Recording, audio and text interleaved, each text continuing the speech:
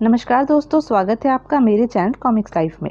शुरू करते हैं मनोज कॉमिक्स की एक और मज़ेदार कॉमिक्स, महाठग पार्ट 2। गांव से बाहर पहुंच गए। हाँ, अब ठीक है। लाख तलाशने के बाद भी उन्हें न वह औरत मिलेगी और न यह घोड़ा। उसके बाद वह निश्चिंत हो अपने घर की ओर चल दिया।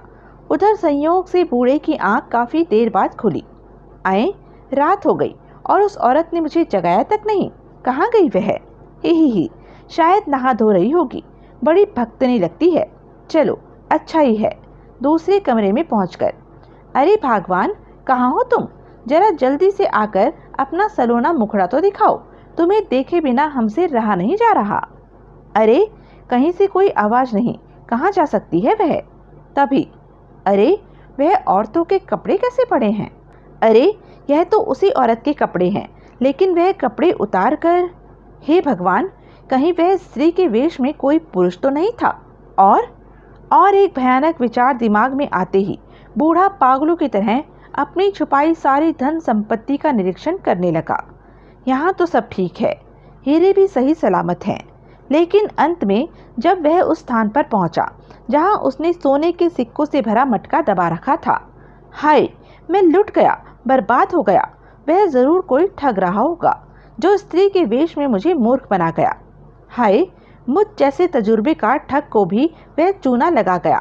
हाय, मेरी अक्ल पर उस वक्त पत्थर कैसे पड़ गए थे। मैं उसकी असलियत से धोखा कैसे खा गया। तभी, माँ, बापू, दरवाजा खोलो। ओह, कंटू आ गया। अब मैं उसे क्या जवाब दूंगा? वह जरूर मेरी खिल्ली उड़ाएगा। बूढ़े ने दरवाजा खोला और अपना सर पीटते हुए चीखने चिल्लाने लगा, हाय कंटू, हम लुट गए, बर्बाद हो गए। अरे बापू, आखिर कुछ बताओगे भी या अपना सर ही पीटते रहोगे? अरे बेटा, वह स्त्री कोई स्त्री नहीं थी, बल्कि स्त्री के वेश में कोई ठग था जो सोने के सिक्कों से भरा हमारा मटका ले गया। क्या? कंटू अपने बाप के साथ तुरंत उस स्थान पर पहुंचा। देख लो बेटा, गड्ढा खुदा हुआ है और मटका गायब है। कमबख्त मुझे भी उल्लू बना गया। ओह बापू, बाकी का माल तो ठीक ठाक है ना? हाँ बेटा, बाकी का माल सब ठीक ठाक है, लेकिन वह मटका? अब उस मटके को भूल जाओ बापू, सारी गलती तुम्हारी ही है। मैंने तुम्हें कितनी बार समझाया था कि किसी को भी किसी भी हालत में हमारे गुप्त धन के बारे में न बताना, न दिखाना, लेकिन तुम नहीं माने। फिर अब रोने धोने से क्या फायदा? बेटा, उस ठग ने मुझे मूर्ख तो जरूर बना दिया, लेकिन वह मुझसे किसी भी हालत में ज़्यादा अकल नहीं रखता होगा। मैं उसे जल्द ही खोज निकालूंगा। वह कैसे? सुनो बेटा, वह जो कोई भी है, मुफ्त के माल को उल्टा सीधा खर्च करेगा, दावतें उड़ाएगा, मकान आदि बनवाएगा। बस हम उसकी इसी फिजूल खर्ची से उसे पहचान लेंगे। बस तुम कल से ही आसपास के गांव वालों पर नज़र रखनी शुरू कर दो। तुम्हें जो भी फिजूल खर्ची करता दिखाई दे, समझ लेना उसी ने हमारा माल उड़ाया है। बस फिर मैं उससे निपट लूँगा। ठीक है बापू, यह भी करके देख लेता हूँ। वैसे मुझे उम्मीद नहीं कि वह इतना मूर्ख होगा और आसानी से हमारे हाथ लग जाएगा। इस तरीके से हाथ नहीं लगेगा तो दूसरे तरीके से लगेगा बेटा। लालच बड़ी बुरी चीज होती है। उस ठग को हमारे सारे धन के बारे में पता चल चुका है, इसलिए वह बाकी के धन को हथियाने के लिए फिर यहाँ आएगा और तब उसकी गर्दन मेरे हाथों में होगी। और हाँ, हमारा घोड़ा भी गायब है। जरूर वही उसे लेकर गया होगा। घोड़े के द्वारा भी तुम उसे पहचान सकते हो। अपने बाप की बात सुनकर कंटू ने फिर कुछ न कहा और चुपचाप खा पीकर बिस्तर पर लेट गया और खर्राटे भरने लगा। सुबह होते ही अपने बापू के कहे अनुसार वह आसपास के गांव के लोगों पर नजर रखने के लिए घर से निकल पड़ा। यदि एक बार मुझे उस ठग का पता चल जाए तो मैं उसी समय उसकी गर्दन मरोड़ कर रख दूंगा। कंटू लगातार कई दिनों तक आसपास के गांव में चक्कर काटता रहा, लेकिन उस ठग की उसे हवा तक नहीं मिली। मिलती भी कैसे? शंकर तो पहले ही सतर्क हो चुका था। उसने खर्च करने की बजाय सारा धन छिपाकर रख दिया था। अब यह दूसरी बात थी कि दूसरा हाथ साफ करने के चक्कर में शंकर उनके घर के आसपास इस दौरान किसी उचित मौके की तलाश में जरूर मंडराता रहा था। कमबख्त बूढ़ा जरूरत से ज्यादा सावधान हो गया है। कंटू के बाहर निकलते ही घर के सारे खिड़की दरवाजे बंद कर लेता है। खैर, बकरे की माँ कब तक खैर मनाएगी? और आखिर एक रात बापू, उस कमबख्त ठग का तो इतने दिनों से न तो कोई पता चला और न वह दोबारा आया। मेरे विचार से अब हमें उसे भूलकर अपने धंधे में लग जाना चाहिए। ईश्वर ने चाहा तो उतना धन हम जल्द ही दोबारा इकट्ठा कर लेंगे। ठीक है बेटा, अब तो सब्र ही करना होगा। लेकिन यदि वह ठग का बच्चा दोबारा यहाँ आया तो मेरे हाथों जिंदा नहीं बचेगा। बापू, मैं एक काम से बाहर जा रहा हूँ, सुबह तक लौटूंगा। और हाँ बापू, मेरे पीछे शायद कल्लू आए, उसे जितने पैसों की जरूरत हो तुम दे देना। ठीक है, मैं सारे दरवाजे खिड़कियां बंद कर लेता हूँ। वाह, बन गया काम। जैसे ही कंटू घर से बाहर निकला, बूढ़े ने सारी खिड़कियां और दरवाजे बंद कर दिए। शंकर के घुसने के लिए तो तुमने सारे दरवाजे और खिड़कियां बंद कर दिए बुड्ढे, लेकिन आने वाले कल्लू के लिए तो तुम्हें एक दरवाज़ा ज़रूर खोलना पड़ेगा। कुछ देर तक शंकर वहीं खड़ा रहा, फिर डाकुओं का सा वेश बनाकर द्वार पर पहुंच गया। खट खट खट। चाचा, ओ चाचा, दरवाज़ा खोलो। कौन है? मैं हूँ कल्लू। कंटू ने मेरे बारे में आपसे कुछ कहा होगा। हाँ हाँ, ठहरो, अभी खोलता हूँ। और जैसे ही बूढ़े ने दरवाज़ा खोला, हाय, मैं मर गया। अरे बुड्ढे सुन, मेरा नाम डाकू लाखन है, कोई पूछे तो बता देना। उफ, हाय, मरा, बचाओ। अरे मुझे कोई इस डाकू से बचाओ। लेकिन उस वीराने में भरा ठग की मदद करने कौन आता? शंकर ने उसे पीट पीट कर बेहोश कर दिया। अब जल्दी से गोबर के नीचे से हीरे जवाहरातों से भरा मटका निकालकर यहाँ से खिसक लेना चाहिए। शंकर ने गोबर के ढेर से झटपट मटका निकाला और उसमें भरे सारे जवाहरात एक कपड़े में उलट दिए। फिर कपड़े की पोटली कंधे पर लाद कर अपने घर की ओर चल दिया। घर पहुंचकर, आहा, इतने ढेर सारे हीरे जवाहरात, अब तो हमारे घर में किसी वस्तु की कोई कमी नहीं होगी। ज़्यादा खुश मत हो भागवान, जल्दी ही इसकी भी गठरी बांध और कहीं छुपा दे। यह हार तो कम से कम मुझे पहन लेने दीजिए ना जी। बिल्कुल नहीं, जब तक वे ठग यह गांव छोड़कर कहीं दूर नहीं चले जाते। इनमें से एक भी चीज का प्रयोग करना खतरे से खाली नहीं होगा। ए जी, आखिर वे ठग कब यहाँ से जाएंगे और कब हम इस धन का प्रयोग करेंगे? बस कल सुबह मुझे एक बार और उनके घर हाथ साफ करने जाना होगा। उसके बाद मुझे विश्वास है कि वे कहीं दूर चले जाएंगे। अजी, अब आपको अपनी जान खतरे में डालने की क्या ज़रूरत है? इतना सारा धन तो हमारे 60 पुश्तों के लिए भी काफ़ी है। यह बात तुम नहीं समझ सकोगी भागवान। उन्हें यहाँ से भगाने के लिए उन्हें एक चोट और पहुँचाने की ज़रूरत है। अच्छा, अब छोड़ो इन बातों को और जल्दी से इस पोटली को कहीं छिपा दो और मुझे खाना दो, बड़े जोर की भूख लगी है। पोटली को छिपाने के पश्चात दोनों ने पेट भरकर खाना खाया, फिर आराम से पड़कर सो गए। उधर अगले दिन सुबह जब कंटू घर वापस लौटा, आए, दरवाज़ा कैसे खुला पड़ा है और बापू कहाँ गए? उफ, बापू को कितनी बार समझाया कि लापरवाही न बरता करें, लेकिन लगता है उनकी अकल पर वास्तव में पत्थर पड़ गए हैं। अभी उनकी खबर लेता हूँ। लेकिन बापू के कमरे में पहुँचते ही कंटू के होश उड़ गए। हे भगवान, बापू, बापू, क्या हुआ बापू? तुम्हारी यह हालत किस शैतान ने की है बापू? ओह, यह तो बेहोश हैं। अब क्या करूं? जल्दी से किसी वैद्य हकीम को बुलाकर लाना चाहिए, वरना बापू के प्राणों को खतरा हो सकता है। कंटू किसी वैद्य हकीम को बुलाने पास के गांव जा रहा था कि मार्ग में, दवा दारू करा लो, मरीज का इलाज करा लो, जख्मों पर दवा लगवा लो, हर मर्ज का शर्तिया इलाज। ईश्वर का शुक्र है कि हकीम रास्ते में ही मिल गया और समय बच गया। वास्तव में वह हकीम और कोई नहीं, शंकर ही था। उसने हकीम का रूप यह सोचकर धारण किया था कि कंटू अपने बाप का इलाज कराने के लिए किसी वैद्य की तलाश में ज़रूर निकलेगा। हकीम जी, मेरे बापू घर में घायल पड़े हैं। शायद किसी चोर लुटेरे ने उन्हें बुरी तरह मारा है। क्या आप उनका इलाज करने की कृपा करेंगे? मैं आपको मुँह मांगा पैसा दूंगा।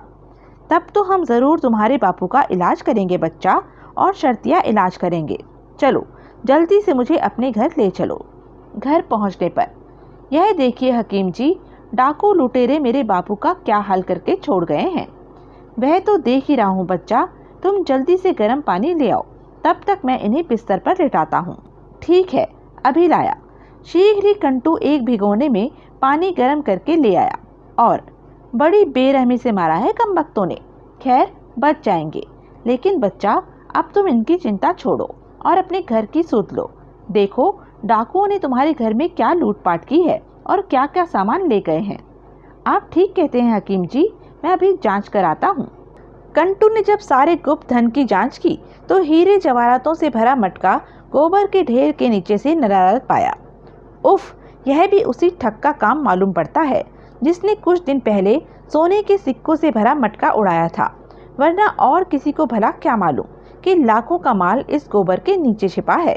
कंटू जब वापस लौटा तो हकीम के रूप में शंकर बूढ़े ठग की मरहम पट्टी करके उसे होश में ला चुका था। बेटे कंटू, बापू, अच्छा बच्चा, मुझे मेरी फीस दो ताकि मैं चलूं।